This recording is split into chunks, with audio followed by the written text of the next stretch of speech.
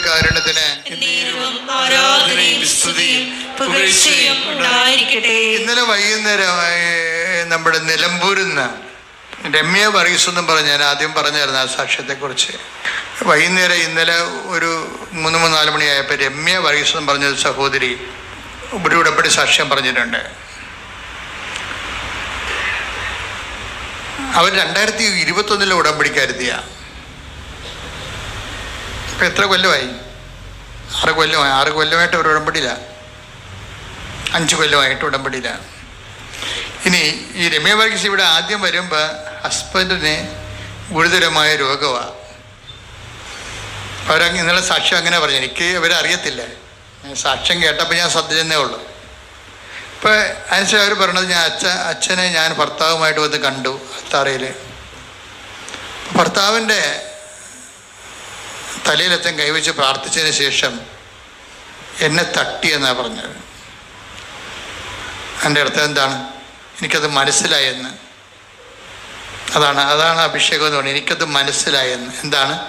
ദൈവഹിതം സ്വീകരിക്കണം. അതാണ് എൻ്റെ അർത്ഥം. അപ്പം ഞാൻ അവരുടെ ശരീരത്തിട്ട് ഇങ്ങനെ അവരുടെ ഭുജത്തിട്ട് ഇങ്ങനെ തട്ടുമ്പോൾ ഹി ഗോട്ട് അനോയിൻറ്റഡ്. അവർക്ക് അനോയിൻറ്റ് കിട്ടി. എന്താ കാര്യം? അവരിവിടെ കയറി വരുമ്പോൾ അമ്മ പറഞ്ഞായിരുന്നു ദുരന്തമുണ്ടാകാൻ പോകുന്നു, പ്രാർത്ഥിക്കണം. അപ്പോൾ ഒക്കെ മനസ്സിലായി ഉടമ്പടി എടുക്കാൻ അമ്മ ഉദ്ദേശിക്കുന്നുണ്ടെന്ന്. അപ്പം ഭർത്താവുമായിട്ട് പോയി ഉടമ്പടി എടുത്തു.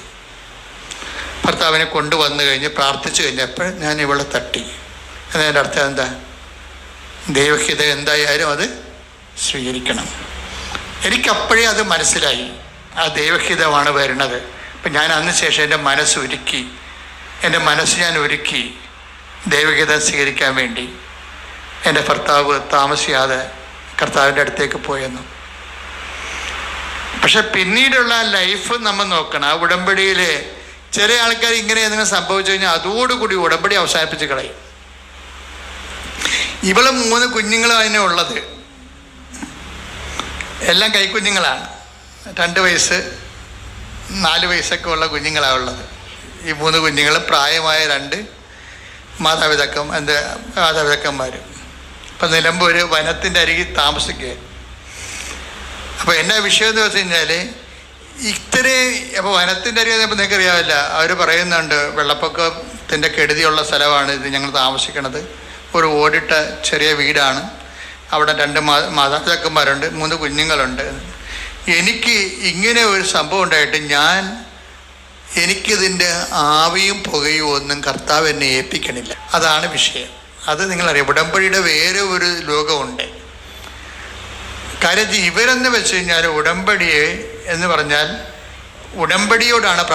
ഉടമ്പടിക്കാണ് പ്രാധാന്യം കൊടുക്കുന്നത്. അല്ല ഉടമ്പടിയിലൂടെ ലഭിക്കുന്ന ആനുകൂല്യങ്ങൾക്കല്ല. ചില ആൾക്കാരുടെ സമീപനങ്ങളിൽ ചിലക്ക് വ്യത്യാസമുണ്ട്. ചിലക്ക് ആനുകൂല്യങ്ങൾക്കായിരിക്കും ചില ആൾക്കാർ 60% പ്രാധാന്യം കൊടുക്കുന്നത്. എന്നിട്ട് ആൾക്കാർ നോക്കും, അത് അവർ വിളിച്ചില്ലല്ലോ, ഓഫർ ലെറ്റർ വന്നില്ലല്ലോ. എന്നിട്ട് മകനെ വിളിച്ച് ചോദിക്കും, നിൻ്റെ വിസ റെഡിയായ, എൻ്റെ വിസ പുതുക്കി കിട്ടിയ. അപ്പം ആനുകൂല്യങ്ങളെ ഓർത്ത് ഓവർ ആങ്ഷ്യസ് ആകുന്ന ആൾക്കാരുണ്ട്. അതെപ്പോഴും നമ്മൾ ശ്രദ്ധിക്കണം. അത് നിങ്ങളെ തെറ്റാണെന്ന് ഞാൻ പറയുകയല്ല. നിങ്ങൾക്ക് അറിയാൻ പാടില്ലാത്ത കൊണ്ടാണ് വിഷയം. അറിയാൻ പാടില്ലാത്ത കൊണ്ട്. കാര്യം നമ്മൾ ആനുകൂല്യങ്ങൾക്ക് അമിത പ്രാധാന്യം കൊടുത്ത് നമ്മൾ ഇൻട്രാക്ട് ചെയ്ത ദൈവമായിട്ട് നമുക്ക് ഒരു സ്മൂത്ത് ഈസി ആയിട്ടുള്ള ഒരു ജീവിതം പറ്റത്തില്ല. അതാണ് വിഷയം. കാര്യം എന്താ? നിങ്ങൾ ദൈവത്തിനല്ല പ്രാധാന്യം കൊടുക്കുന്നത്. പിന്നെ എന്തിനാ?